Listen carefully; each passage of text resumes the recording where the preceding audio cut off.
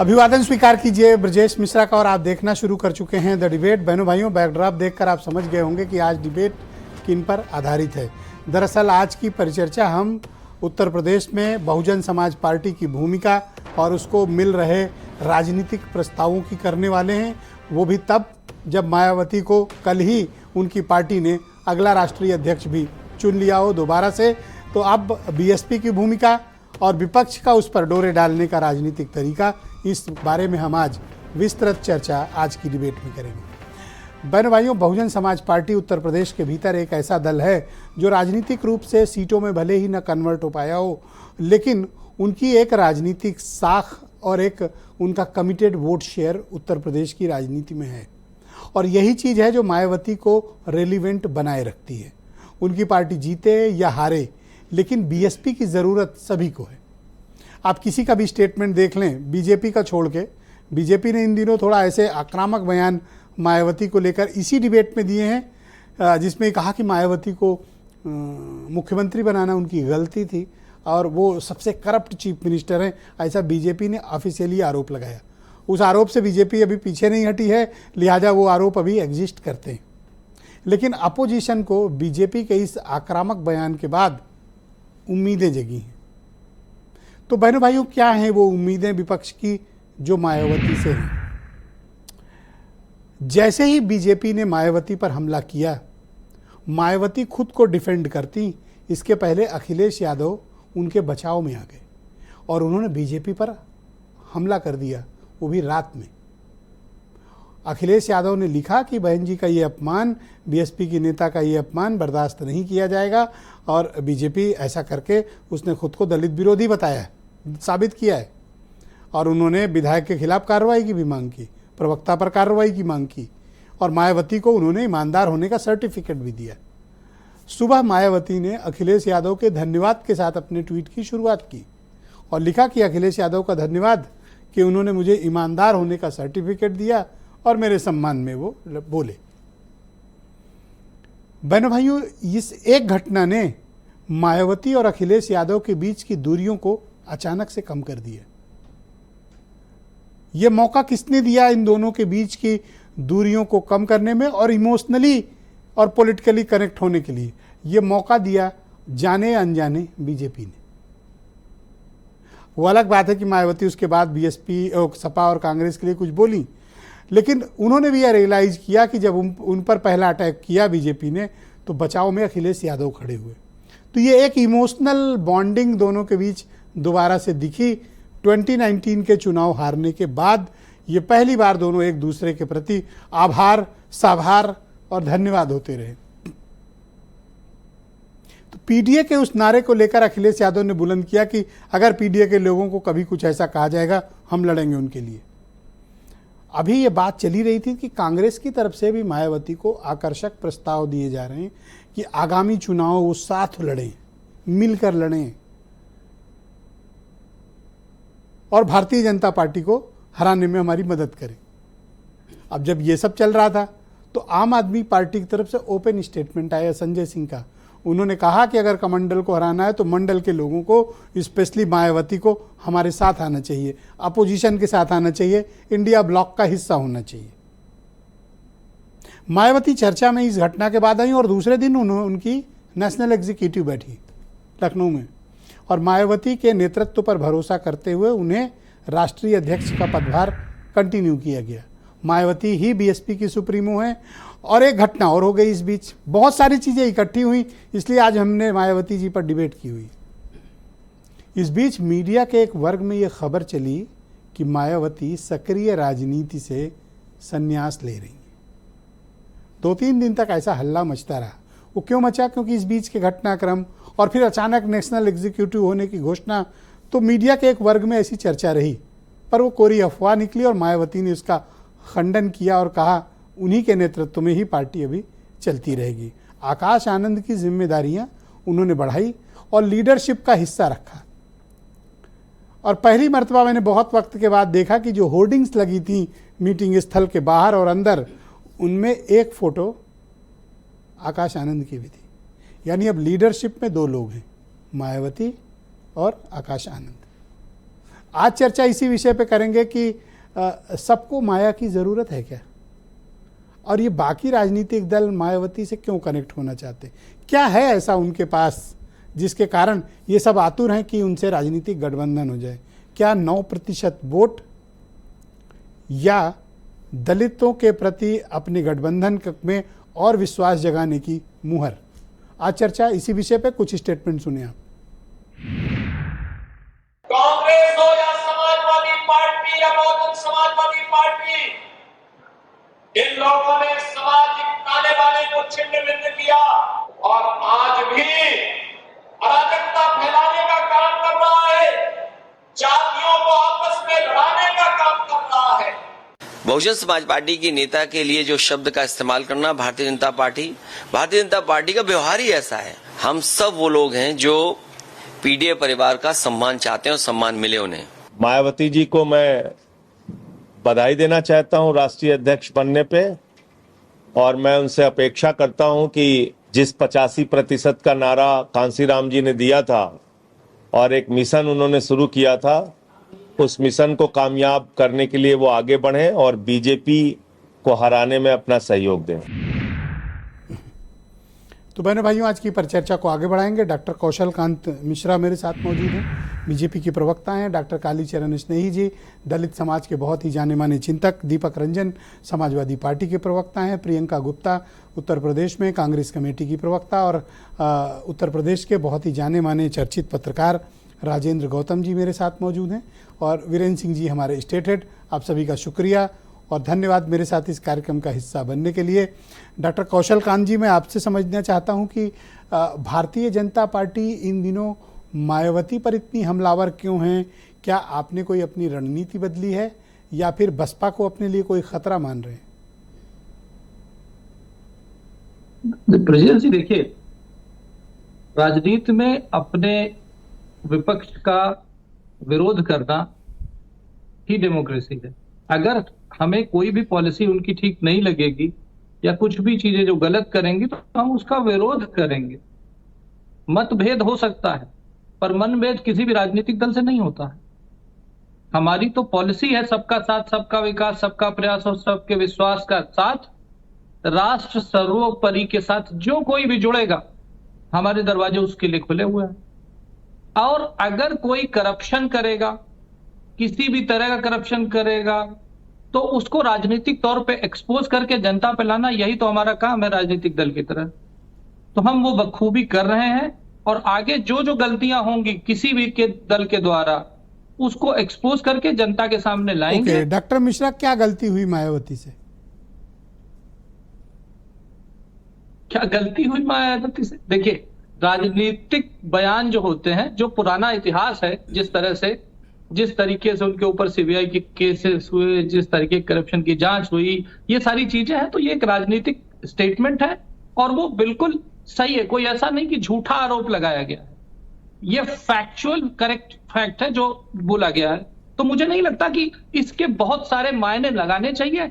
हाँ, वो लोग जो मुंगेरी लाल के हसीन सपने देख रहे हैं, उत्तर प्रदेश में जो चंद सीटों के मेहमान रहे हैं, वो लोग अब सोच रहे हैं कि हाँ भाई, हो सकता है कि मायावती जी का साथ मिल जाए और वो अपनी सरकार बनाने के बारे में मुंगेरी लाल के सपने देखने के लिए। चौधरी ने उस दिन दो बातें कही थी और मुझे लगता है आप उसको इंडोर्स करेंगे। एक, उन्होंने कहा था कि मायावती को चीफ मिनिस्टर बनाना गलती थी, और दूसरा उन्होंने कहा था कि वो सबसे करप्ट चीफ मिनिस्टर रही हैं। आप इन दोनों बयान को इंडोर्स करते हो? देखिए, अगर पार्टी की तरफ से कुछ भी बयान दिया गया है, जो पार्टी का बयान है वही मेरा बयान। ओके, तो ऐसा करते हैं कि उस दिन हमारे साथ डिबेट में कालीचरण जी भी थे, डॉक्टर कालीचरण स्नेही जी। कालीचरण जी, तो अब तो मिश्रा जी भी वही बात कह रहे हैं। ठीक है, वो कोई अनहोनी थोड़ी है, का सोच है उसको जाहिर कर रहे हैं। उनकी दृष्टि में ऐसा है तो 10 साल से माननीय मोदी जी की सरकार है और यहाँ भी 6 साल से लगभग माननीय योगी जी सरकार में है, तो उन्हें आरोप लगाने के साथ साथ उन्हें जांच करानी चाहिए थी और दूध का दूध, पानी का पानी करना चाहिए था। बेस्ट ऑफ माई नॉलेज, हो सकता है कि मैं मतलब गलत भी हूँ, पर जितना मुझे जानकारी है आज की डेट में किसी भी एजेंसी में, किसी भी कोर्ट में मायावती के खिलाफ करप्शन का कोई केस ना तो पेंडिंग हाँ, है, तो ये ना चल रहा है, और ना पार्टी कोई को जांच बदनाम प्रस्तावित करना है, ना कोई नोटिस है, ना कोई समन है, ना कोई सी केस में उनको कोई सजा हुई है।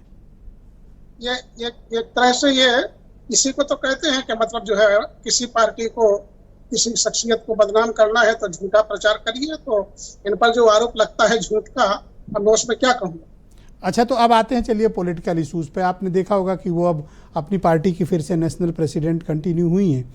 मैं आपसे जानना चाहता हूं कि इन दिनों विपक्ष की तरफ से बड़े स्टेटमेंट आ रहे हैं राजनीतिक रूप से बीएसपी को लुभाने के लिए, चाहे आप अखिलेश यादव के स्टेटमेंट देख लें, कांग्रेस का देख लें, या रिसेंटली अभी कल संजय सिंह प्रेस कॉन्फ्रेंस में कह रहे थे।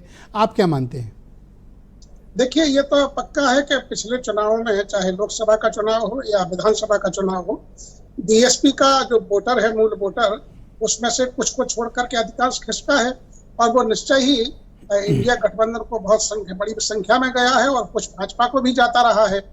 तो निश्चय ही इन सब का ये है कि यदि मजबूती के साथ बहन जी चुनाव लड़ती है, जैसा कि उन्होंने ऐलान किया है, वो लड़ भी रही है, तो निश्चय ही इन दलों को नुकसान होने वाला है, क्योंकि वोट तो वही है, वो कहीं भी खिसके। पर मैं कैसे मान लूं तब जब बीएसपी का वोट शेयर आप महसूस कर रहे होंगे कि वर्टिकली डिक्लाइन कर रहा है, चुनाव दर चुनाव बीएसपी कमज़ोर कमज़ोर और लगातार कमज़ोर हो रही है, और अब तो उसका वोट शेयर डबल डिजिट से भी कम जाके 9% के आसपास रह गया।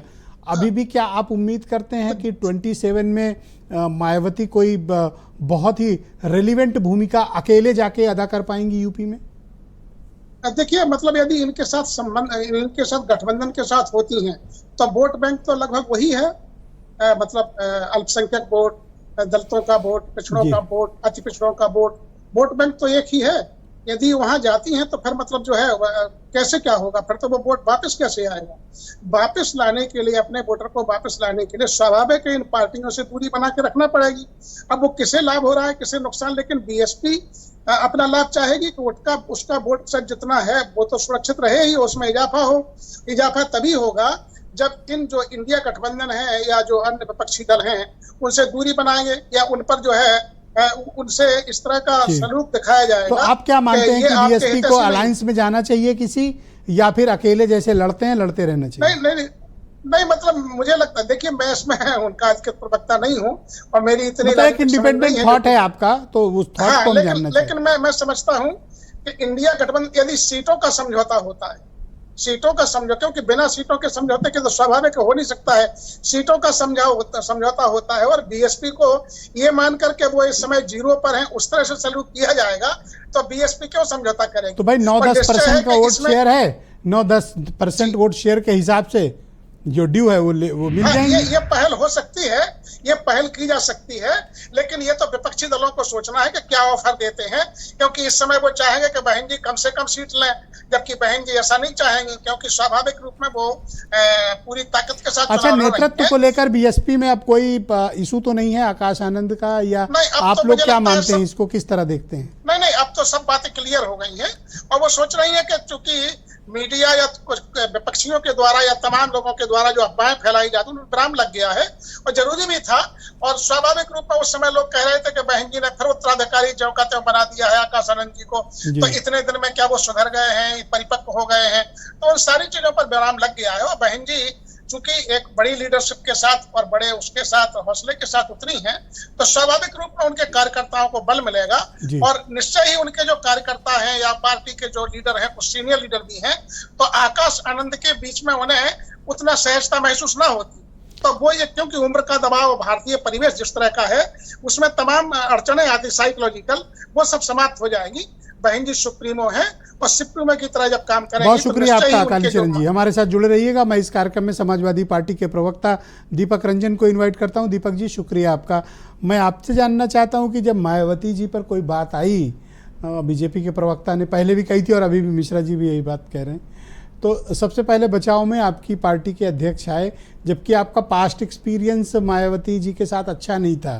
तो ये मैं मानूं कि इस जेस्चर के पीछे आपका कोई बड़ी राजनीतिक सोच रही है, या आप चाहते हैं कि बीएसपी के साथ कोई तालमेल बैठ जाए पार्टी का? देखिए विजय जी, सबसे पहले तो मैं आदरणीय मायावती जी को जो है पुनः राष्ट्रीय अध्यक्ष बनने की मैं बधाई देता हूं, और चूंकि समाजवादी पार्टी की ताकत है पीडीए, और वो पीडीए का हिस्सा है, और जब भी पीडीए के ऊपर इस तरीके से कोई प्रहार करेगा, इस तरीके से उनकी कोई आलोचना करेगा, तो निश्चित रूप से समाजवादी पार्टी वहाँ आपको खड़ी दिखेगी। अभी हमारे भारतीय जनता पार्टी के प्रवक्ता जी ने जो है उस पर मुहर लगा दी, जो मैं समझता हूँ 2-4-6 दिन पहले भी आपके वहाँ जो डिबेट चल रही थी, जिसमें जिस तरीके से उन्होंने आदरणीय मायावती जी के ऊपर बहुत सारे आरोप लगाए थे, और उन्हीं आरोपों की उन्होंने पुष्टि कर दी। लेकिन मैं आदरणीय भारतीय जनता पार्टी के प्रवक्ता जी को, ब्रजेश जी, मैं याद दिलाना चाहता हूँ, जब 2002 में इनकी अलायंस की सरकार बनी थी, अगर ये इतनी भ्रष्ट थी, इतनी बुरी थी, तो समर्थन उन्होंने वापस लिया था, इन्होंने समर्थन वापस नहीं लिया था। समर्थन 2003 में आदरणीय मायावती जी ने समर्थन वापस लिया था। आज जिस तरीके से आरोप लगाने का काम कर रहे हैं, तो मैं समझता हूं कि बहुजन समाज पार्टी के लोग और आदरणीय मायावती जी, ये तो बीएसपी और बीजेपी के बीच की बात है ना, आप तो खामखा बीच में आ गए। नहीं, वो आपसे क्या मतलब? मैं कौन खामखा? वो पीडीए का हिस्सा है, वो हमारी पीडीए का हिस्सा है। क्या पीडीए में नहीं आती? हिस्सा थोड़ी है। नहीं, जहां पे देख, मैंने कहा ना कि जहां पर पीडीओ की आलोचना होगी, उनके ऊपर प्रहार होगा। अभी आपने कहा ना कि उनके ऊपर भ्रष्टाचार के अभी तक कोई आरोप सिद्ध नहीं हुए, कोई साबित नहीं हुए। भाई अगर उनके ऊपर कोई भ्रष्टाचार का आरोप था, तो आदरणीय राजेश चौधरी जी को सिद्ध करना चाहिए, साबित करना चाहिए। मिश्रा जी भी तो उसको बोल रहे हैं अभी, कौशल कांत जी भी। मिश्रा जी के ऊपर मैं आऊंगा, मिश्रा जी भी उसको साबित कर देना कि आपने जैसे पूछा ना उनसे कि क्या बुराई थी उनके अंदर। अगर उनके अंदर बुराई थी तो उन्होंने उनका समर्थन लेकर के सरकार क्यों बनाई, और अगर सरकार चली रही थी, आप क्यों इतने कंसर्न हो मायावती की? ये बीजेपी बीएसपी के बीच की बात है ना, आप इसमें लिए अपने लिए संभावना क्यों तलाश रहे हैं? नहीं, बात देखिए, पार्टी इसमें तो आप अपनी राजनीति तलाश रहे हो। ना कोई देखिए, हम लोग राजनीति कहीं नहीं तलाशते हैं। और मैं तो आगाह करना चाहता हूं आदरणीय मायावती जी को, उनकी बहुजन समाज पार्टी को, कि किस तरीके से भारतीय जनता पार्टी के लोग दलितों का, बहुजन समाज के लोगों का और आदरणीय मायावती जी का अपमान करने का काम करते हैं। हमारे दरवाजे देखिए 2024 आप भूल गए कि मायावती ने क्या क्या नहीं कहा अखिलेश यादव को और आपकी पार्टी को? जब रिश्ते तोड़े थे तब भी भला बुरा कहा था। नहीं देखिए, आज आप उनके लिए लड़ाई लड़ने के लिए आगे आए हो बीजेपी से। देखिए, जब कोई ऐसा लगता है कि इस मसले की आड़ में आप अपने रिश्ते मजबूत करना चाहते हैं। नहीं देखिए विजय जी, रिश्ते हमारे कभी खराब मिश्रा नहीं थे। जी वेट करिएगा, नोट कर लीजिए, टाइम दूंगा। 2024 के लोकसभा चुनाव से पहले भी हमारे दरवाजे जो है, आप सिर्फ अपनी राजनीतिक हितों को साधने के लिए इस तरह का पॉलिटिकल जेस्चर दे रहे हैं, ऐसे आरोप। हम पीडीए की हित को, अगर पीडीए का हित कहीं से अहित कोई करेगा, तो निश्चित रूप से हम उसके साथ खड़े दिखेंगे। बीजेपी कौन सा दलितों के हितों को खत्म किए दे रही है? कितने प्रेम से बात अभी बीजेपी प्रवक्ता ने कही। दलित समाज की महिला मुख्यमंत्री बनी थी, उनसे हजम नहीं हो रहा है।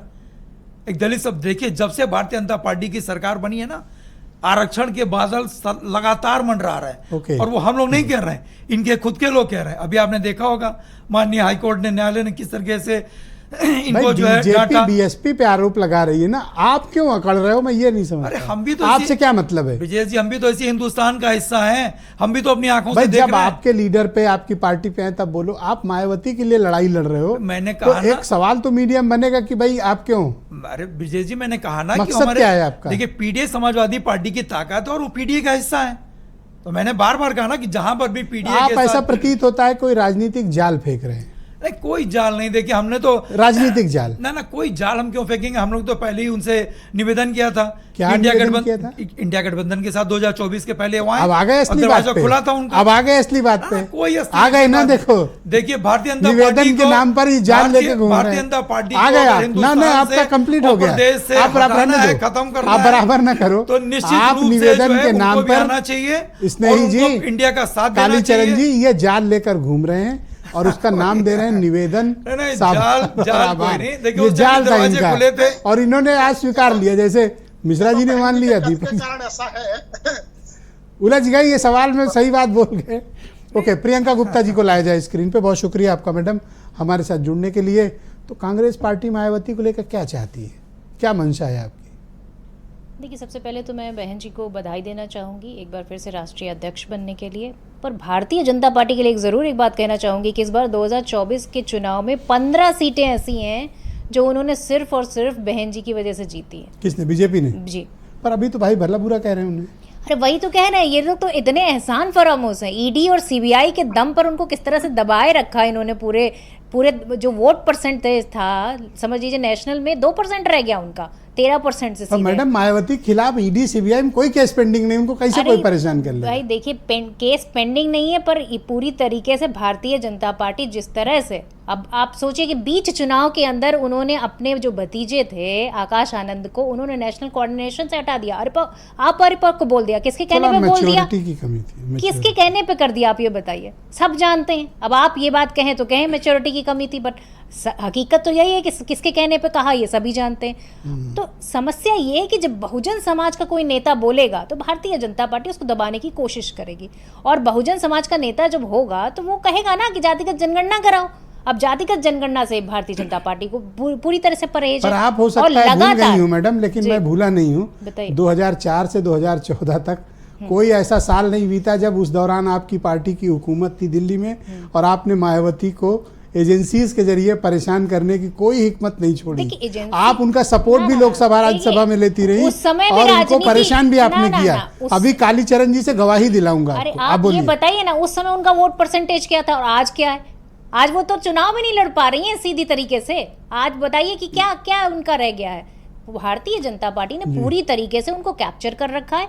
उनको क्या करना है, कितने टिकट बांटने, कैसे करना है, ये सारा कुछ भारतीय जनता पार्टी डिसाइड करती है। तो डर दिखा के ऐसा प्रतीत होता है कि मायावती जी का समर्थन चाहती हैं। आप डर फैला रही हैं। डर की कि बात हमारे नहीं, साथ आ जाओ, नहीं हम बीजेपी तो आ ये जाएगी। नहीं, हम आइडियोलॉजी की बात कर रहे हैं। आइडियोलॉजी ये कहती है कि आज अगर कांग्रेस पार्टी पूरी तरीके से जातिगत जनगणना के फेवर में है तो वो बहुजन समाज के फेवर की बात कर रही है, तो उसको लेकर मायावती जी को अपना स्टैंड क्लियर करना चाहिए। तो नहीं कर रहे थे ये लोग, भूल गए आप गौतम जी? अरे आपको तो लोग भूल जाते हैं बड़ी जल्दी।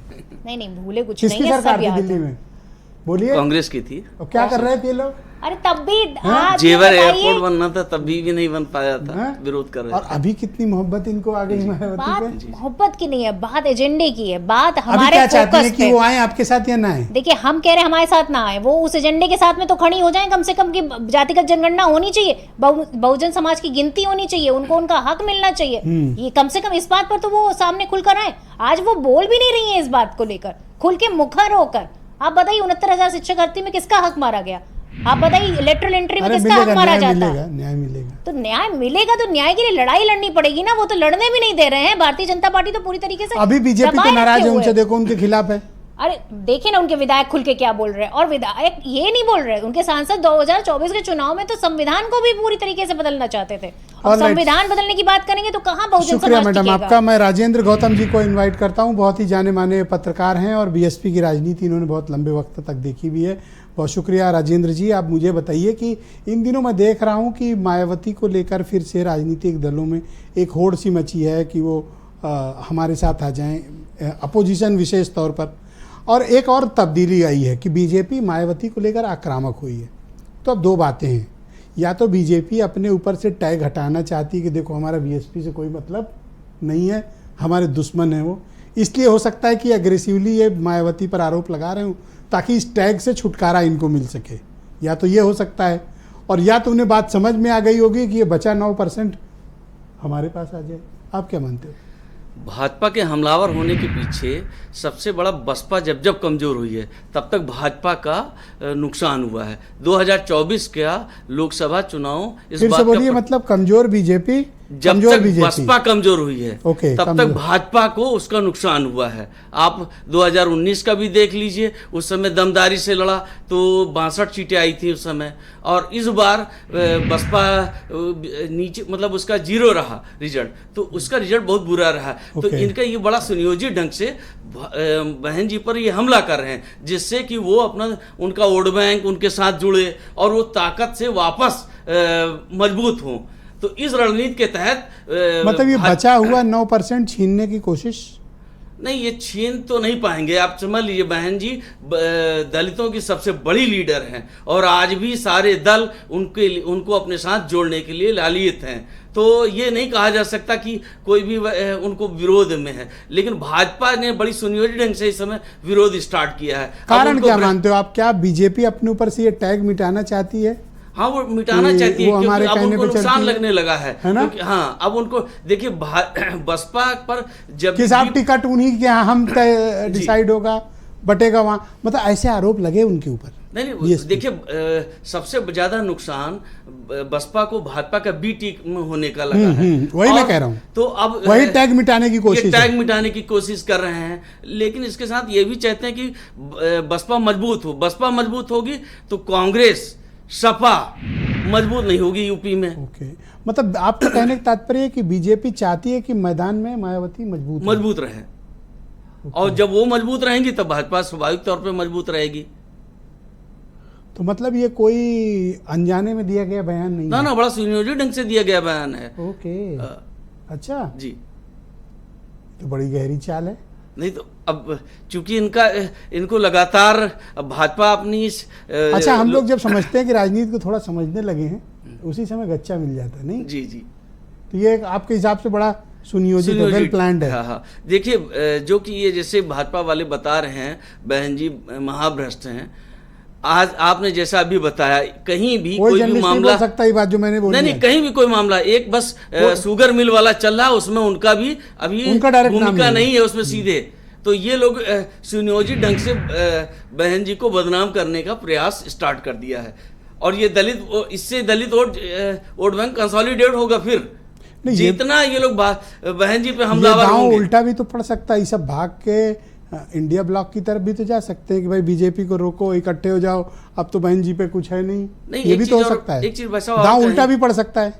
देखिए, बहन जी की 2024 में इंडिया गठबंधन के साथ न जाने की बहुत बड़ी राजनीतिक भूल थी। ओके, आपके हिसाब से मायावती जी को जाना चाहिए था। और अभी आप क्या सोच रहे हैं? आप लोग क्या, अगर ये बहन जी 27 में क्या आप लोगों के मन में चल रहा है? देखिए, बहन जी 2006 से लेकर 2024 तक वो ट्विटर की राजनीति, उन्होंने जमीन पे धरातल पे कोई संघर्ष नहीं किया है। और उनके भतीजे ने प्रयास किया तो उनको बिठा दिया। अब वो अपने राजनीतिक भाषण जो देते हैं पढ़ के देते हैं। इसका दलितों पर बहुत बड़ा इम्पैक्ट है। ऐसा नहीं है। कौन पढ़ के देता है? आकाश आनंद, आप देख लीजिए, अब पढ़ के अपना वो स्पीच दे रहे हैं। पहले वो देख नहीं पाए। पहले तो देखिए, पहले वो धारा प्रभाव बोलते थे एक्सटेम्पोर एकदम जी। और उनके भाषणों ने तो बड़ा बज़ क्रिएट कर दिया। और सबसे बड़ी बात, दलित युवा प्रभावित था, दलित समाज प्रभावित था। देखिए, जब से ये म्याऊं म्याऊं राजनीति बसपा ने स्टार्ट की, तब म्याऊं म्याऊं राजनीति, मतलब म्याऊं म्याऊं, हाँ। और ये क्या होता है? ये मतलब आपने झुक के कभी संघर्ष नहीं किया, सड़क पे नहीं बोले किसी, तो अच्छा शब्द है म्याऊं म्याऊं पर। हाँ, और चंद्रशेखर आजाद दहाड़ने वाली राजनीति कर रहा है।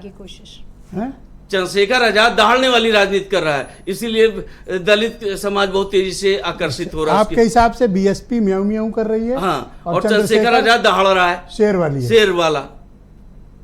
तो आप क्या चाह रहे हो बहन जी से? नहीं, बहन जी से हम लोग चाह ये रहे हैं कि वो धरातल पे आकर काम करें, और वो ट्विटर से नहीं चलेगा। अगर यही तरह हाल रहा तो 2010 उपचुनाव में 27 और 10 उपचुनाव का भी बहुत कोई असर नहीं पड़ेगा। ये रिजल्ट वही 24 और 22 वाला ही रहेगा। अच्छा, बीरेन जी भी आ गए। जी, बीरेन जी, आप बताइए कि ये क्या चल रहा है इन दिनों बीएसपी में? मैं देख रहा हूँ कि कई तरह से प्रस्ताव आ रहे हैं राजनीतिक रूप से। अपोजिशन उनके बचाव में भी सामने आके खड़ा हो जा रहा है, और BJP back to back Mayawati पर डायरेक्ट अटैक कर रही है, एकदम डायरेक्ट अटैक कर रही है। आप इन सब चीज़ों के पीछे क्या कारण मानते हो? देखिए, कोई भी पार्टी अपने संगठन से बड़ी बनती है, और मायावती के साथ एक समस्या ये रही कि उनके साथ जितने लोग रहे, बड़े बड़े नाम वो पार्टी में वो चले गए। स्वामी प्रसाद मौर्य, नसीमुद्दीन सिद्दीकी, बाबू सिंह कुशवाहा, सुखदेव राजभर और ब्रजेश पाठक, नंद गोपाल गुप्ता नंदी, कई सारे नाम, आज तो मंत्री भी हैं कई सारे लोग सरकारों में। तो मायावती अपने जो मूल कार्यकर्ता थे उनको नहीं बचा पाई, और वो अकेली होती गईं, और उन पर लगातार जिस तरह के आरोप लगते रहे, उस पर भी वो लगातार उनका वोट बैंक कम होता गया। 2014 में जब मोदी का उभार आया तो मायावती लोकसभा में 0 हो गई, लेकिन 2019 में अखिलेश यादव के साथ लड़कर वो 15 सीटें गठबंधन की लाई थी, और उसमें 10 सीटें तो उनकी अकेले थी।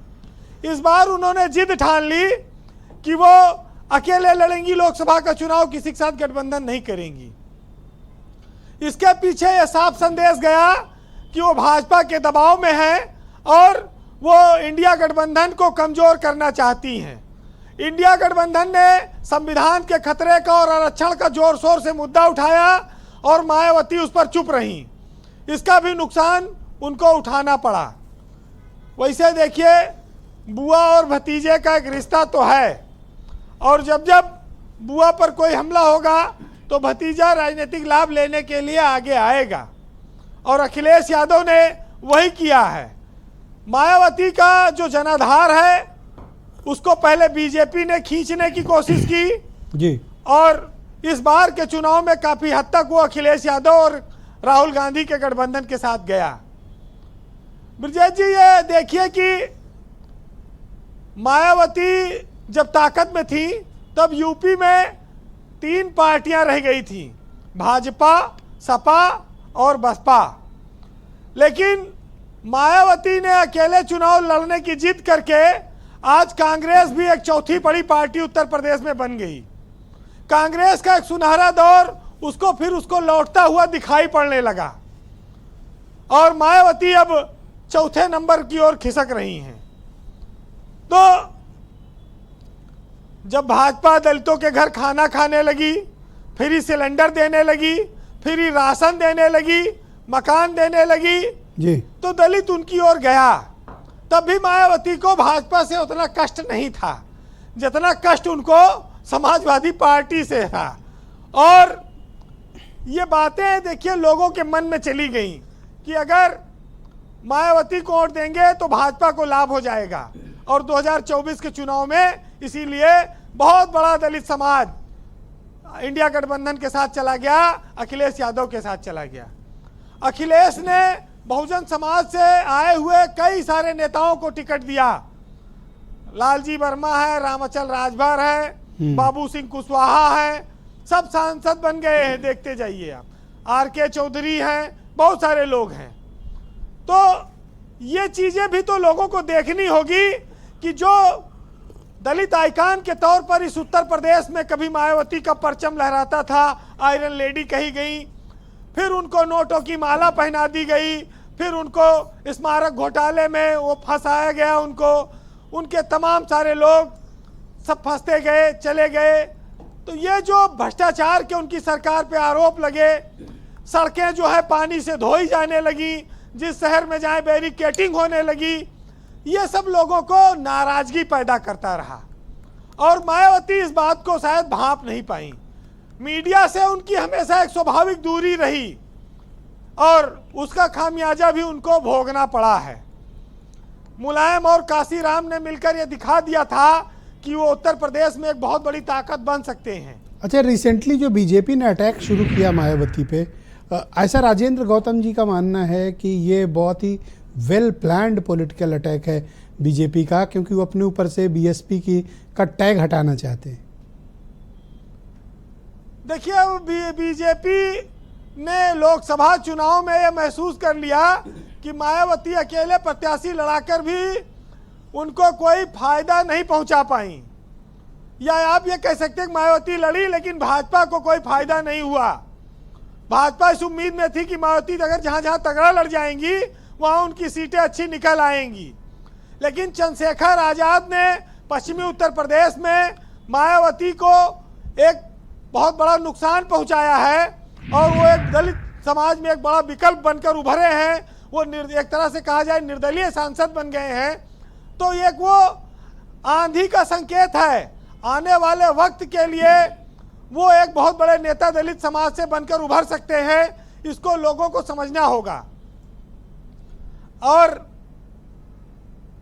मायावती भाई अपनी पार्टी की राजनीति करती हैं, भाजपा को फायदा पहुंचे या नुकसान पहुंचे ये उनकी अपनी सोच समझ हो सकती है, लेकिन संविधान पर उनकी चुप्पी ने उनको बहुत नुकसान किया है। देखिए, भाजपा भी परेशान है कि इतना खिलाओ पिलाओ के बाद भी इस बार उत्तर प्रदेश में दलित उनके हाथ से सरक गया, क्योंकि भाजपा के नेता दलितों का सम्मेलन कराने लगे थे, और वो दलितों के घर पर जाकर बड़े बड़े नेताओं ने भोजन किया जी, उनको जोड़ने की भरसक कोशिश की, लेकिन वो धार्मिक मुद्दा राम जन्मभूमि का उद्घाटन भी हुआ मंदिर का, उसके बावजूद भी भाजपा पिछड़ गई। दलित समाज के खिसकने की वजह से ही पिछड़ी वो। ऐसा नहीं है कि कि भाजपा का कोई सवर्ण वोटर बहुत भाग गया अखिलेश यादव के साथ, उसमें दलित और ओबीसी ज्यादा गया है। तो ये चीजें तो स्वाभाविक है। देखिए, अतीत कहीं भूल जाएगा, अतीत पीछा नहीं छोड़ेगा। अब तो आपके हिसाब से बीजेपी ने कुछ अपना ठीक नहीं किया दलित और पिछड़े समाज के भीतर, जो कुछ भी ये संदेश गया था चुनाव के दौरान? ब्रजेश जी, मायावती दलित समाज में लोकप्रिय हैं, और जो दलित समाज का जो जाटव है, जो दलित वोट बैंक है, वो मायावती को अपना नेता मानता है। लेकिन और जो मायावती के साथ जातियां जुड़ी थी वो काफ़ी हद तक खिसकी, और अकेले तो देखिए कोई पार्टी जीत नहीं सकती। सोशल इंजीनियरिंग वाला फार्मूला मायावती का समाप्त हो चुका है, तो आखिर वो फील्ड में निकलती नहीं है, संगठन है नहीं। उनके भतीजे को उन्होंने अपना उत्तराधिकारी मान लिया है, लेकिन अब चंद्रशेखर आजाद जैसे एक और दलित नेता से उनका मुकाबला है। तो ये चीजें अब उनको, उनकी राहें कांटों भरी हैं। हाँ, ये अभी कह रहे थे गौतम जी की वो कौन सी आक्रामक नहीं है वो बहुत। क्या कौन सी पॉलिटिक्स? म्याऊं म्याऊं राजनीति। ये म्याऊं म्याऊं पॉलिटिक्स ये कुछ लाए हैं भाई। म्याऊं म्याऊं तो बिल्ली करती है, और मायावती ये कह नहीं रहते अब आपने। हाथी से अगर बिल्ली की तुलना होगी, मायावती तो चुनाव निशान है, हाथी सबसे बड़ा जानवर है। हाँ। तो वो उसको वो तो शेर से भी लड़ जाता है, जंगल का राजा है। लेकिन देखिए, बिल्ली के आगे म्याऊं म्याऊं कर रहा है। तो सही कहा जो है राजेंद्र जी ने। अरे हम लोगों ने सबने वो दौर देखा है। अखिलेश यादव आज खुश होंगे कि मायावती के साथ गठबंधन नहीं किया और 37 सीटें वो लोकसभा की जीते। एक बार तो कर ही लिया। अच्छा, गठबंधन मायावती ने ही तोड़ा। बार बार उन्होंने कहा कि हम अकेले लड़ेंगे, अकेले लड़ेंगे। अब अकेले लड़के एक विधायक और 0 सांसद, तो क्या राजनीतिक ताकत रह गई? बहरहाल जी, बुआ भतीजे में अवसर के हिसाब से मायावती ने शुक्रिया जताया, लेकिन अगले ही पल कहा कि ये हमारे दुश्मन हैं, और सपा को वोट न देना, चाहे भाजपा को दे देना। तो ये बात उनके खिलाफ चली गई है। ये लोग इसको समझ लें। बहरहाल मंजर भोपाली का एक शेर है कि जुदाई हो के मिलन हो, हर अदा हमारी है, और तुम्हारा शहर है लेकिन फिजा हमारी है। और शिकायतें करे भी तो हम किस से करें, खुदा बनाया है तुमको, ये खता भी हमारी है। और कहीं पे जल नहीं सकते सितमगरों के चिराग, कि तमाम शहर में अब की हवा हमारी है। बहुत शुक्रिया वीरेंद्र जी, आपका बहुत बहुत धन्यवाद। ग्राउंड जीरो से आपने अपना फीडबैक, ओपिनियन और पॉलिटिकल ऑब्जर्वेशंस दर्शकों तक पहुंचाए। आपका बहुत धन्यवाद। बहन भाइयों, इस परिचर्चा का दूसरा चरण प्रारंभ करते हैं। बीजेपी के प्रवक्ता डॉक्टर कौशल कांत मिश्रा मेरे साथ मौजूद हैं। कौशल जी, मैं आपसे जानना चाहता हूं कि क्या इस बात में वाकई सच्चाई है कि आप बीएसपी के साथ पॉलिटिकली जो आपका मैच चल रहा था, अब आप इस टैग से छुटकारा चाहते हैं? इस उद्देश्य से आप मायावती के खिलाफ इस तरह के अनर्गल आरोप लगाते रहते हैं? ब्रजेश जी, राजनीति संभावनाओं का खेल है, और विपक्ष संभावनाएं तलाश रहा है। आप नहीं, संभावनाएं तलाशने में आप तलाश रहे हो कुछ? मैं कोई भी कसर छोड़ नहीं रहा है। तो मैं अपने दो राजनीतिक दोस्त बैठे हुए हैं, पहले उनका जवाब देता हूं। जैसे कि समाजवादी पार्टी के दोस्त बोले, अभी बड़ा प्यार आ रहा है, बुआ बबुआ की मोहब्बत याद आ रही है, पर वो मायावती जी गेस्ट हाउस कांड भूली नहीं। आपने कहा था ना कि एसपी की आदत है हमला करने की, तो एसपी की आदत हमला करने की है, ये बात आपको भी याद है और मायावती जी को भी याद है। अगर उसमें ब्रह्मदत्त द्विवेदी जी नहीं होते तो कलकत्ता के जो हम लोग आज देख रहे हैं, कहीं वो कांड ना हो जाता। तो ये तो समाजवादी पार्टी का कैरेक्टर है, और ये हम नहीं कहते, ये मायावती जी ही कहती थी कि चढ़ गुंडों की छाती पर मोहर लगेगी हाथी पर। ये भारतीय जनता पार्टी का नारा नहीं था। और एक और राजनीतिक दल के नेता थे, वो कहते थे जिस गाड़ी में लगा हो सपा का झंडा उसमें बैठा गुंडा। ये हमारे स्टेटमेंट नहीं थे। लेकिन हाँ, मायावती जी ये भी कहती थी कि तिलक तराजू और तलवार उनको मारो जूते चार, तो हम उसका विरोध करते हैं। और जब बुआ और बउआ एक साथ मिले थे तब उन्होंने नारा लगाया था, मिले मुलायम काशी राम, हवा में उड़ गए जय श्री राम। हम उसका विरोध करते हैं। मैं ब्रजेश जी, अब न सफाई महोत्सव हो रहा है, न मायावती का बड़ा सा केक कट रहा है और वो नोटों की माला नजर आ रही है। तो क्या ये दलित नेता अगर बर्थडे केक काट लेती हैं, नोटों की माला पहन लेती हैं, तो कौन सा आसमान फाट पड़ेगा? बिल्कुल सही ब्रजेश जी, मैं भी तो ये चाहता हूँ कि हर केक काटना कोई, क्या हम आप केक नहीं काटते हैं? अरे सुनिए तो ब्रजेश जी। क्यों भाई, मतलब ये तो बताइए, मायावती ने केक काटा, आपको तकलीफ हो गई?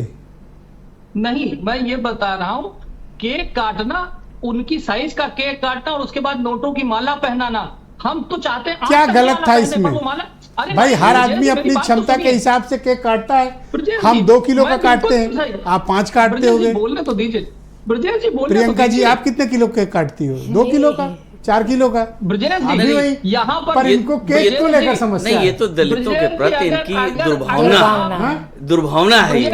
दलितों के प्रति इनकी दुर्भावना दर्शाती है। लगातार केक काटना और नोटे की माला पहनना दलित, हर कोई अपने अपमान है ये सब। हर कोई केक काटता है, केक काटना कोई बुरी बात है? ये तरीका ठीक नहीं। नहीं, केक काटना कोई बुरी बात है नहीं, मैं किसी के बीच में नहीं बोला था। मैंने केक, आप आधी बात क्यों बोल रहे हैं? आप अपना नैरेटिव तो सेट करने को नहीं, ये बताओ, आपने कहा केक काटा, माला पहना, नोट की, केक काटने के साथ क्या पाप कर दिया? माला पहनना, काले धन की नोटों की माला पहनना, वो बंद क्यों हो गया? तो क्यों कार्रवाई नहीं की आपने? काले धन की माला पहनी। सवाल ये, अब वो नोट कहाँ चले गए? अब वो नोट कहाँ चले गए? और अब सफाई महोत्सव क्यों नहीं हो रहा है? अच्छा, अब 1 सेकंड रुकिएगा, अब राजेंद्र गौतम जी आपको जवाब देंगे। सर हो गया, 1 मिनट रुक जाओ, 1 मिनट। इतना लंबा चौड़ा सब लोगों ने बोला। हाँ, आप भी बोल चुके हो, ऐसा थोड़ी है। लास्ट 4 मिनट से आप कंटिन्यूअस बोल रहे हो। अभी तो कांग्रेस के बारे में मैंने बोला ही नहीं। अच्छा, आप 30 सेकंड में कंप्लीट करो जी। कांग्रेस जातिगत जनगणना की बात कर रही, 1931 के बारे में 51 बीता, 61 बीता, 71 बीता, 81 बीता, 91 बीता, 2001 बीता, काहे नहीं करवा ली? 10 साल बीते। मैं मैडम प्लीज जवाहरलाल कंप्लीट कर लेंगे, मैं दूंगा समय। बीच में आप बोलो, कंटिन्यू करो। फिर आप अपनी बात रखो। जवाहरलाल नेहरू सारे चीफ मिनिस्टर को चिट्ठी लिखते हैं आरक्षण के बारे में। इंदिरा जी कहती है जात पर न बात पर, इंदिरा जी की बात पर मोहर लगेगी हाथ पर। राजीव गांधी बोलते हैं ये सब बुद्धू है अगर आ जाएंगे। तो आज थैंक यू, धन्यवाद। बदल रहा है। ये केक की बात आपने, क्योंकि मुद्दा ये हो गया। ओके, राजेंद्र गौतम जी को आउट ऑफ टर्न लाया जाए। ना 1 सेकंड राजे, आप हो गया, थैंक यू।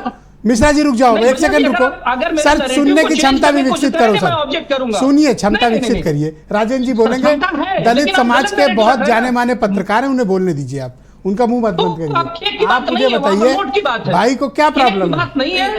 1 सेकंड राजे, हो गया। कौशल जी बोलिए, राजेंद्र जी बोला। देखिए, इनकी ये दुर्भावना दर्शाती है दलितों के प्रति। भाई अगर कोई दलित केक काट रहा है तो आपको क्या परेशानी? कोई नोट की माला पहन रहे, आपको क्या परेशानी? देखिए, आप ही ने कहा था कि बीच में कोई ना बोले, अब आपके उनके बीच में बोल रहे हो। राजेंद्र जी, मेरा सवाल ये था कि पिछले धन्यवाद कौशल जी, आपको बाद में भी समय दूंगा, आप बाकी बातें कह लीजिएगा। राजेंद्र जी कंटिन्यू। नहीं, उनको दलितों से आखिर क्या परहेज है? भाई कोई माला पहने, अब पूरे देश में घोड़े पे चढ़ता है तो परहेज है। मतलब हर दिन कोई ना कोई दलितों पर अत्याचार हो, और ये मानसिकता सदियों से चली आई है। और वही आज भी वो केक काटने पर आपत्ति हो रही है उनको, और नोटों की माला। अरे भाई, इसीलिए ये लोग जानते हैं कि बहन जी को फिर से वापस कंसोलिडेट कर देंगे, क्योंकि जितना हम ना बोलेंगे वो दलितों को लगता है ये हमारी व्यक्ति बहन जी पर हमला है, और वो सब वापस जुड़ेगा। ये मतलब बीजेपी वाले, हाँ, बार ये बड़ा सुनियोजित ढंग से ये बोल रहे हैं, पर्सनल अटैक हो रहा है, पर्सनल अटैक कर रहे हैं। अब केक पर इतराज है, बताओ। तो ये सारी चीजें, अरे माला पहन ली, कोई पाप थोड़ी नहीं, कोई पाप नहीं, कोई क्राइम नहीं है वो। नहीं, और बाकी क्या कोई अपराध है माला पहनना? फॉरवर्ड क्लास के लोग भी काटते हैं और वो पहनते, उस पर नहीं बोला जाता है। आप बीच में ना बोलें प्लीज, आप बीच में नहीं, आप बीच में ना बोलें। ना दीपक जी, आप बीच में नहीं बोलें। दीपक जी आप कंटिन्यू करें। तो नहीं, ये ठीक नहीं है इनका ये कहना कि भाई दलित अगर कोई कुछ पहन लेता है, कुछ कह ले, तो ये स्टैंड ठीक नहीं है, इनको अपना सुधारना चाहिए। ऑलराइट, कालीचरण जी को लाया जाए। भाई कालीचरण जी, आप मुझे बताइए इस विषय पर आप क्या ओपिनियन रखते हैं? कौशल जी, मैं लास्ट में टाइम दूंगा, आप सबकी बात का जवाब देना प्लीज। देखिए, ऐसा है कि असल में इसी को तो मनुवादी मानसिकता कहते हैं। दलित जो है, अच्छी ड्रेस में दलित, खाता पीता दलित, बोलता हुआ दलित, बहस करता हुआ दलित, ये कभी अच्छा नहीं लगता है श्रवणों को। और ये मानसिकता वही पुरातन मानसिकता है जिससे उभर नहीं पाती। देखिए, माननीय मोदी जी अमेरिका यात्रा पर गए थे, वहां बहुत बेशकीमती वो ले गए थे कि अब ये देखिए, मतलब ये क्यों क्या अपनी हैसियत के अनुसार ले गए। भारत के प्राइम मिनिस्टर हैं, 140 करोड़ लोगों की ओर से ले गए, भले ही देश में 80 करोड़ लोगों को भोजन दिया जा रहा हो, लेकिन अमेरिका को दिखाने के लिए कि भाई हम ऐसा करते हैं। अभी यूक्रेन गए हैं तो चूंकि वो आपदाग्रस्त है, वहां सहायता की आवश्यकता है, लेकिन हजारों करोड़ दिए, अच्छी बात है, मानव राहत सहायता देना चाहिए, लेकिन ये कह रहे हैं कि मतलब ये इसको दिखावा नहीं कहेंगे। तो कौशल कांत जी की किस बात पर आपको एतराज है जी? कौशल कांत जी ने जो बात कही, बीजेपी प्रवक्ता ने, आपको उनके किस बात पर एतराज है? नहीं, मतलब देखिए, अब ये इनकी क्या, वो तो पूरा मानसिकता ही, मतलब मैं कहूंगा कि अधिकांश जो इस प्रवृत्ति के लोग हैं किसी भी दल में, मिश्रा जी पूरा वक्त आप कृपया धैर्य रखें। हाँ, इस तरह का करते रहते हैं। देखिए, मैं दूसरे इसको मैं नकारता हूं, एक दलित समाज के चिंतक अगर बोल रहे हैं तो आप उनका मुंह पकड़ ले रहे हो सर। सर ये शोभा नहीं देता सर। आप बोले थे कालीचरण जी बड़े रिस्पेक्टेड हैं सर, इंटेलेक्चुअल है, प्रोफेसर हैं सर, प्रोफेसर हैं सर, और मैं ये आप उनको बोलने नहीं दे रहे हो सर। आप मेरे केक की बात को हमारा केक के साथ तो आप क्यों बोले सर? जो माला थी, अच्छा एक काम करो, आप जवाब नहीं दे रहे हैं। एक काम करो, मैं आपको समय देता हूं, आप केक और माला का बयान वापिस ले लो, बात खत्म। नहीं, बिल्कुल नहीं। जो बात, क्यों बात ये नहीं है, मैंने बात हो रही है मोदी जी के सूट में बोल दो ना, 10 लाख सूट में बोल दो। बात ये है दिन भर में 3 सदियां बदलते, कपड़े बदलते। ये देखिए दलितों से लोग चिढ़ते हैं, दलित एक सेकंड रुक जाओ, मैं तो चाहता हूँ आज भी चढ़ाई जाए। अच्छा धन्यवाद। नहीं कौशल, चूंकि पर्सनल मामला फंस गया था। कौशल जी आप शांत हो जाओ, मैं आपको पूरा समय दिया, अब आपको वक्त, अब आप कालीचरण जी 20 सेकंड सर। बीएसपी के कार्यकर्ता अपनी बहन जी को उपहार दे रहे हैं, पैसा जोड़ करके, चंदा जोड़ करके, जो भी कर रहे हैं, अपनी मेहनत खून पसीने का दे रहे हैं, और स्वाभाविक रूप में हम किसी के यहाँ जाते हैं, अभी भी देखते हैं, किसी के यहाँ जाते हैं तो अपनी हैसियत के अनुसार करते हैं। तो दलितों की जो हैसियत थी उसको जोड़ करके उन्होंने दिखाया कि भाई देखिए, हम किसी उन्होंने तो कौशल जी ने कहा कि ये काला धन था जो पहना था उन्होंने। काला धन था, धन था तो अभी इनकी सरकार थी, उसमें करना चाहिए था। अभी काला धन, आज काला धन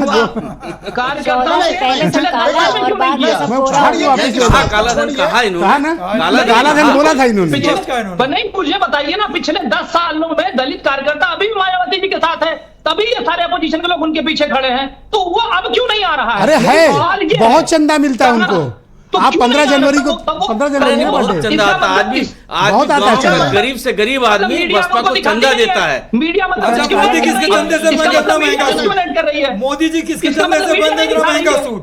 एक सेकंड आप रुक जाओ, वो लोग बोल रहे हैं। और ये अच्छा कौशल जी, एक सेकंड रुक जाओ, मैं पूरा टाइम दूंगा आपको, वादा। इस बात को छोड़िए, देखिए मैं दूसरी बात कह रहा हूँ कि जो बहन जी पर टैग लगा रखा था कि बी टीम है, तो इससे तो अच्छा हो रहा है कि बी टीम का टैग हटेगा, तो बहन जी का वोटर को यही शिकायत तो थी। बहन जी का जो मूल वोटर है या दलित है, उसको यही शिकायत तो आप क्या चाहते हैं, ये केक और माला वाला बयान वापस ले लेंगे या क्या करें? ये कौशल जी क्या करें? वो काय को वापस लेंगे, जब वो भ्रष्टाचार वाला वापस, इसको काय को लेंगे? वो उनकी रणनीति का हिस्सा है, उन्हें ऐसा कहना चाहिए, वो कह रहे हैं, क्योंकि अब उन्हें कोई बी टीम नहीं बनने को तैयार है। बहन जी ने कह दिया, जनता की जो जनगणना है। धन्यवाद सर, थैंक यू सर, थोड़ा वक्त का अभाव है। हाँ दीपक जी आप क्या कह रहे थे, आप बोलिए, अब आपकी बात। देखिए दलित समाज से आने वाली महिला अगर जो है केक काटती हैं या अगर गिफ्ट के रूप में उनको लोग जो है माला पहनाते हैं तो उसपे इनको कैश देते हो, तो उसपे इनको इतनी दिक्कत है, काला धन बता रहे हो उसको। अरे मैं पूछना चाहता हूँ भारतीय जनता पार्टी के प्रवक्ता से कि जो मोदी 10-10 लाख रुपए का सूट पहनते हैं वो किस धन से आता है? जो मोदी दिन भर में वो भी गिफ्ट है, कौन से गिफ्ट से आता है? कौशल जी रुक जाओ, कौशल जी रुक जाओ, आगे भी डिबेट बोलने नहीं दूंगा, एक मिनट कौशल जी रुक जाओ, आप आराम से आराम से। अगर आपको दलित समाज से प्यार है तो माफी मांगो, कौशल मिश्रा माफी मांगो। अगर दलित समाज से मोहब्बत है, दलित समाज के लिए सम्मान है तो माफी मांगो। किस बात के लिए माफी मांगो? ये एक दलित समाज की महिला, दलित समाज से आने वाली महिला अगर केक काटती है, अपना जन्मदिन मनाती है, कौशल जी शांत हो जाओ, आपको दिक्कत है। अगर एक दलित समाज से आने वाली महिला हर्षोल्लास के साथ लोग उनको गिफ्ट के रूप में माला देते हैं, ये उसको काला धन बता रहे हैं विजय जी? मैं तो इनसे बार पूछ रहा हूँ कि मोदी दिन भर में जो सूट बदलते हैं, जो सदरी बदलते हैं, वो किस धन से भाई? उनके यहाँ नंबर 1 से चंदा आता है ना बीजेपी में। अच्छा, तो यहाँ पर तो दिख रहा है ब्रजेश जी, माला दिख रही, आप काउंट कर लो कितना पैसा था। इनके यहाँ जो हिडन गिफ्ट आते हैं वो सफाई में वो वो संबंध क्यों हो गया? हाँ सेटिंग कहाँ से कर रहे और हैं? आप इसलिए और तकलीफ setting में कहाँ हो से कर रहे हैं? क्योंकि आप गोरखपुर सफाई महोत्सव कहाँ गया? गोरखपुर महोत्सव कहाँ नहीं करा? गोरखपुर महोत्सव हो रहा नहीं हो रहा? गोरखपुर महोत्सव में क्या हो रहा है? अरे गोरखपुर महोत्सव, बस्ती महोत्सव में क्या हो रहा है? अरे छोड़ो उनसे बातों में नहीं हो। थैंक यू, धन्यवाद। अरे ऐसे नहीं, धन्यवाद। ओके, शुक्रिया। आधा मिनट हाँ, कौशल जी शांत हो जाइए। कौशल जी प्लीज, हाँ, मैं राजेंद्र जी आप 20 सेकंड में कंप्लीट करो, 20 सेकंड। मैं आदरणीय राजेंद्र गौतम जी की बात से मैं इत्तेफाक रखता हूं कि मायावती जी और भारतीय जनता पार्टी का अगर ये कोई हिडन स्ट्रेटजी है कि वो अपने ऊपर से बी टीम हटाना चाहती तो है, आप क्यों फंस रहे हो इसमें? तो हम क्या आप तो फंस गए इसमें। अगर उनकी स्ट्रेटजी है फंसी तो बहुत, अगर वो आपस में लड़ ले रहे हैं। अरे तो आज राजेंद्र गौतम जी ने बताया ना, देखिए आप कह रहे हैं हमने जाल फेंका, हम तो आदरणीय मायावती जी को और बहुजन समाज पार्टी को भाजपा की जाल में जो फंसी उसे हम निकालना चाहते हैं। आप देख लीजिए, अच्छा भाषा देख लीजिए, प्रियंका जी जवाब नहीं दे पाए। क्या तो प्रॉब्लम है उनकी? भाई क्यों तो ऐसा बोल रहे हैं वो? मैंने तो मौका दिया कि भाई बात वापस ले लो, कभी गलती से मुंह से निकल जाता का है। जो चाल चरित्र चेहरा है वो आज आप देख सकते हैं कि किस तरह से उनको एलर्जी है कि कोई नोटों की माला नहीं पहन सकता। अरे भाई नोटों की माला तो हमेशा से हमारे कल्चर में रहा कि शादी ब्याह होते हैं तो पहनाया जाता था, पहनता है, सही बात। तो हकीकत ये है कि इनकी वहाँ मुझे तो पक्का पता है कौशल कांत भी शादी में पहने होंगे माला। उनकी फोटो चेक कराओ, एल्बम शादी इनकी शादी काला धन था, दलित समाज से वो भी काला धन लोग पहनते हैं क्या? ये बताइए, शादियों में जो माला पहनी जाती है वो काला धन कैसे है? जो नोट दिख गया काला धन कैसे है? आप बीच में बोलो। 7 करोड़ की पेंटिंग अब सोनिया जी नहीं खरीदती हैं और 700 करोड़ की गोभी कमलों में नहीं उगती है। अच्छा आप एक सेकंड सुन रहे हो, आप सुन रहे हो, एक सेकंड सर शांत रहो थोड़ा। प्रियंका जी कंप्लीट कर लें। हाँ बोलो। इलेक्टोरल बॉन्ड क्या है ये अच्छी तरीके से सारे लोग समझ चुके हैं। सुप्रीम कोर्ट ने कहा इलेक्टोरल बॉन्ड पूरी तरीके से वैध नहीं है और उसको बंद करना पड़ा। इसके पास होती है वो इस तरह का प्रदर्शन करते हैं, यद्यपि वो बहन जी का प्रदर्शन नहीं था, जनता का प्यार था। ओके, प्रियंका जी। अच्छा 2014 के पहले इनको सब काला धन लगता था, अभी 2014 के बाद जो टेम्पो भर भर के पैसा इधर उधर हुआ वो काला धन नहीं था। खुद प्रधानमंत्री जी ने टेम्पो का जिक्र किया। अब चलिए दूसरी बात जाने दीजिए, हम कैसे मतलब केक, अरे केक इटली की महारानी और राजकुमार दोनों देखिए चरित्र इनका पूरी तरह से एक्सपोज हो चुका है, ये किस चरित्र के लोग हैं। अब मैं बात आती हूँ कि इनके मध्य प्रदेश में क्या हुआ, एक पंचायत अध्यक्ष जो है चुनी हुई, उनको क्या है कि कुर्सी का घर से लेके आओ तब वो बैठोगी। और मूत्रकांड तो सभी को पता है कि क्या चल रहा है। लगातार इस तरह का केसेस निकलते चले आ रहे हैं। 15 अगस्त को हुआ है मध्य प्रदेश में। तो आप क्या चाहते हो, केक और माला वाली बात यही खत्म कर दी जाए? नहीं बिल्कुल खत्म हो जाए। मुझे लगता है कि इनको माफी मांगनी चाहिए, बिल्कुल मांगनी चाहिए। एक्चुअली ये माफी इसलिए नहीं मांगे, ये सुनियोजित ढंग से बहन जी पर आक्रमण कर रहे हैं और उसको मजबूत कर रहे हैं। राइट, बहुत तगड़ी राजनीति है। बिल्कुल। ऑलराइट, आप सभी का बहुत शुक्रिया, धन्यवाद इस कार्यक्रम में मेरे साथ चर्चा करने के लिए। और बहन भाइयों आप सबका भी बहुत शुक्रिया कार्यक्रम में पार्टिसिपेट करने के लिए, आप सबका धन्यवाद। मैं उम्मीद करता हूँ कि आपका आज का दिन अच्छा रहा होगा और कल इससे बेहतर होगा। नमस्कार।